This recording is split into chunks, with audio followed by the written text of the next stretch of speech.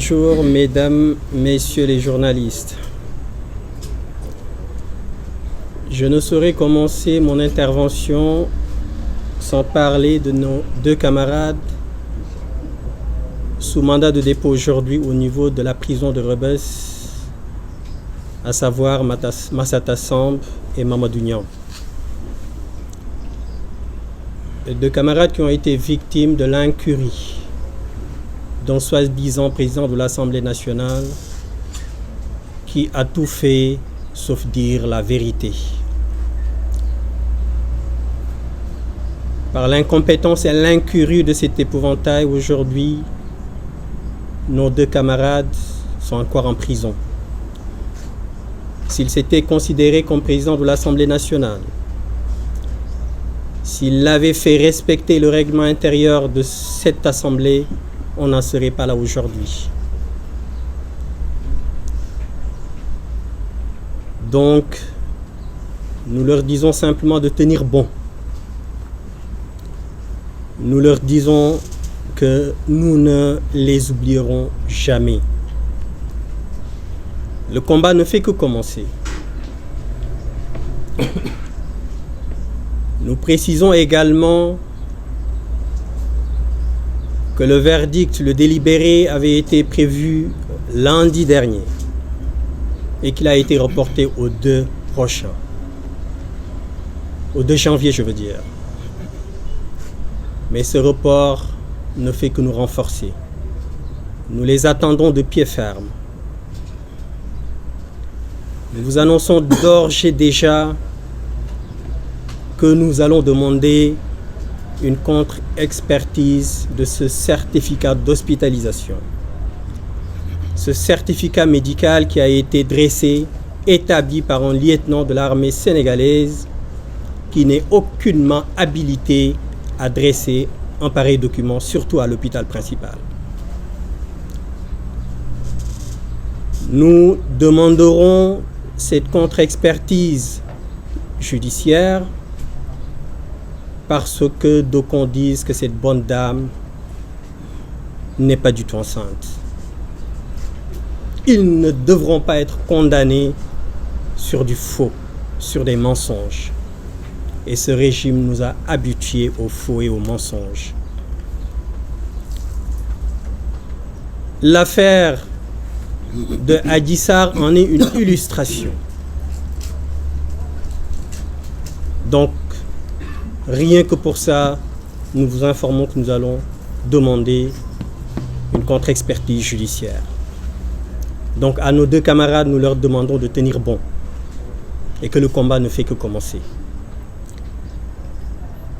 Avant d'avancer dans mes propos, il me plairait également de revenir sur la justice au Sénégal.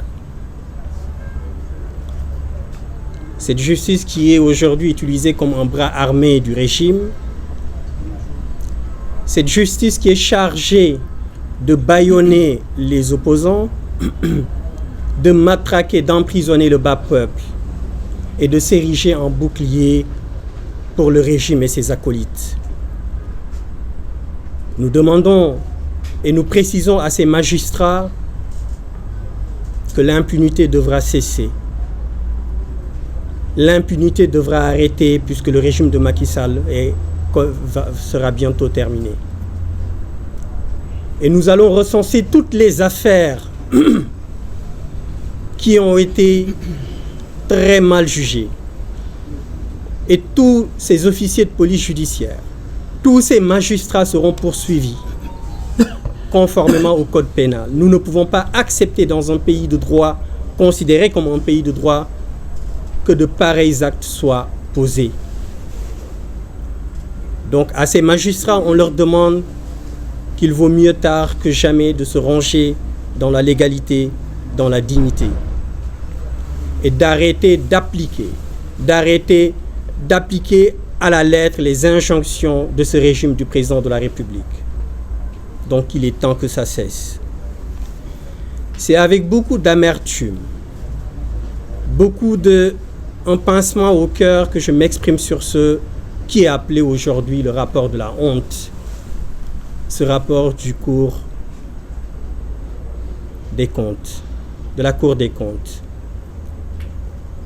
1000 milliards ont été mis sur la table, comme l'a rappelé tout à l'heure mes prédécesseurs, pour lutter simplement contre la mort, pour sauver des Sénégalais, pour leur permettre de vivre, pour leur permettre de rester auprès de leurs enfants, pour leur permettre de rester auprès de leur famille. Et pendant ce temps, ces 1000 milliards qui étaient destinés à lutter contre la mort, certains ministres sans vergogne, sans scrupules, se sont servis comme de vulgaires malfrats. Mais cela ne nous étonne pas de ce régime. Avec un président de la République qui avait juré la main sur la Constitution qu'il n'allait jamais nommer son frère par décret. Quelques mois après, s'est dédié à nommer son frère et ce dernier a fait un massacre sur les contrats des ressources naturelles de ce pays. Avec un président de la République qui, depuis son accession au suffrage suprême, fait la promotion de la corruption, de l'injustice. Comme vous avez pu le constater, ce régime est rythmé par les scandales. La liste, elle est longue, comme l'autoroute Ila Touba. On ne saurait prendre le temps de lire, de vous donner la liste de tous les scandales qui ont été révélés lors de la gouvernance de Macky Sall.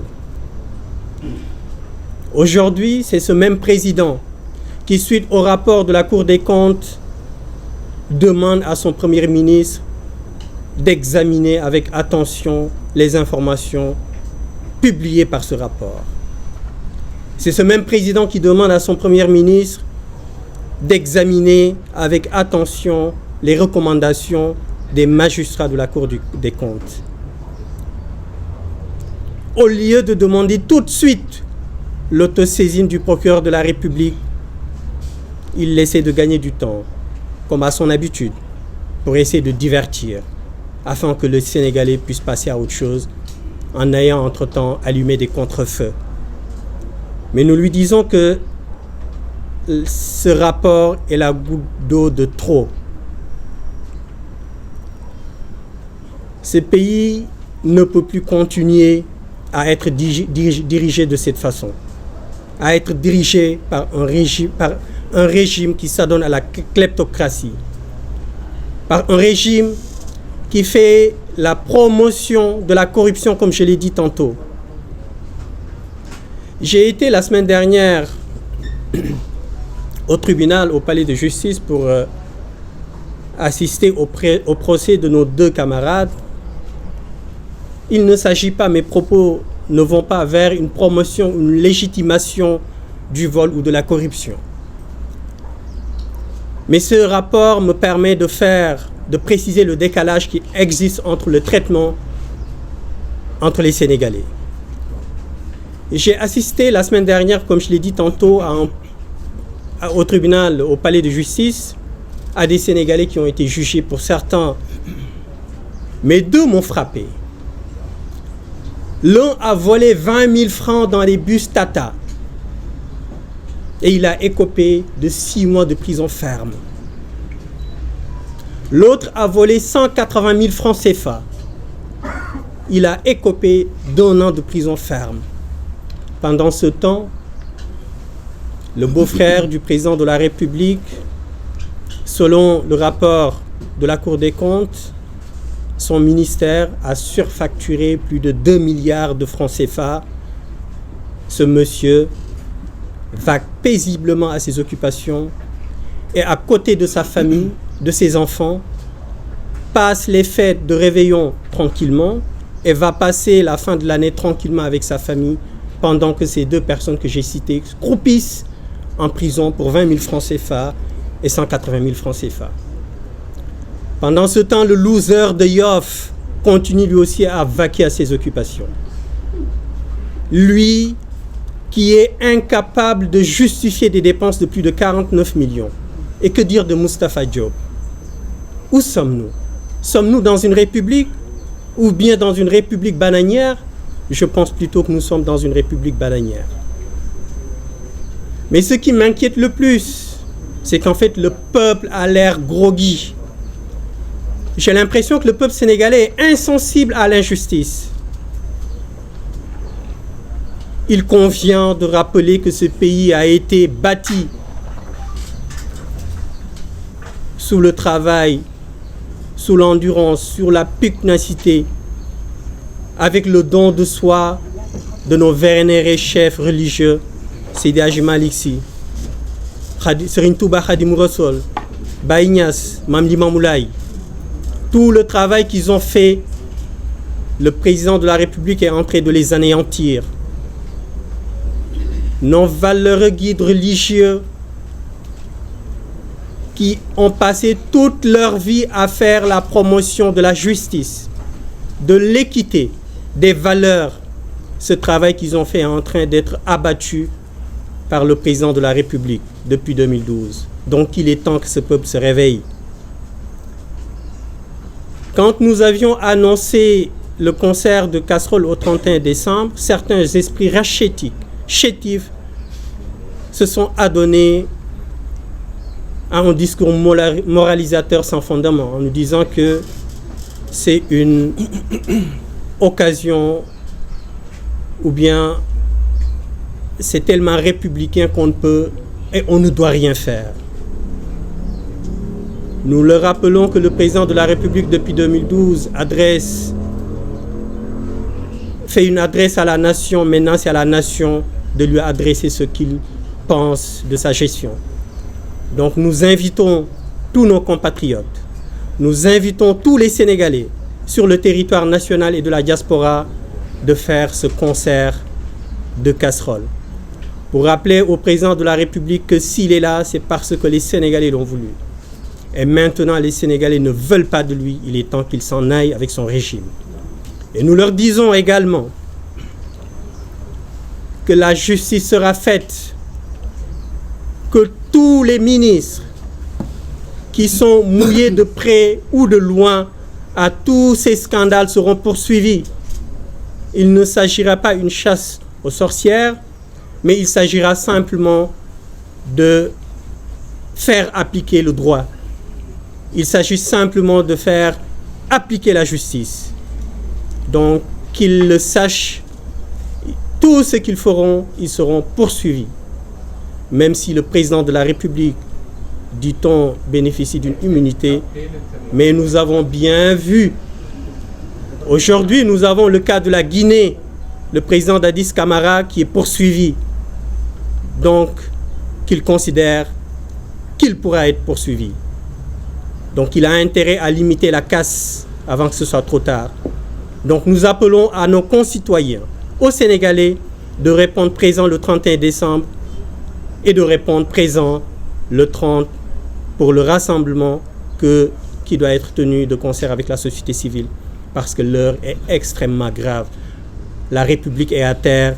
Nous ne pouvons pas accepter cette situation. Je vous remercie.